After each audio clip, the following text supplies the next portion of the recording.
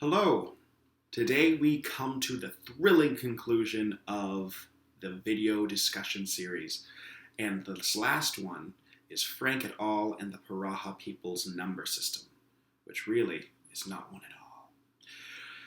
Really, how we can prove that these people don't have a number system can really come down to their concept of one, which doesn't seem to exist because some men who've studied the language haven't discovered any, and they've got 50 plus years among them. And there's also been an experiment where this one word that was seen to demonstrate one was able to be seen as high as 6 in decreasing number tests. So clearly that has a little bit of malleability other than 1.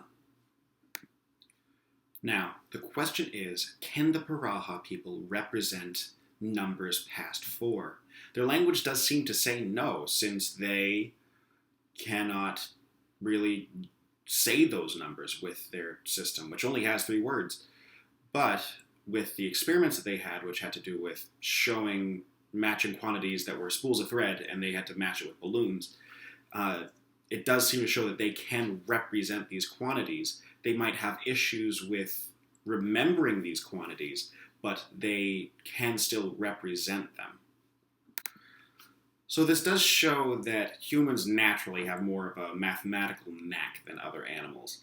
But at the same time, numbers do give us a key to kind of hold on to these numbers, because without these numbers, it just kind of goes into the ether. You see them, you can mimic them, you can probably hold on to them for a certain amount of time, but as it gets greater, you don't really have a way to kind of keep track. And so this goes for the quantity of 1, that you can see it as 1, but you don't have a representation of 1. And for things past 4, you can see things are past 4, you can even mimic the amount past 4, but you don't have a way to hold on to those numbers past 4. Now, do I find this convincing?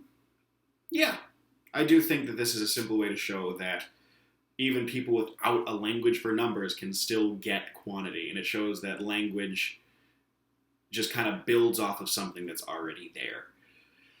Now, do I have any issues with the experiment? A little, just that they didn't say what numbers they went to, or at least I looked, I couldn't find it in the experiments. I'm very curious to see how high they went with these experiments. But other than that, this does seem to have a pretty clear-cut way of showing that these people can represent quantity, and mankind without a number system can represent quantity as well. And it has been a pleasure giving video discussions on YouTube. Thank you.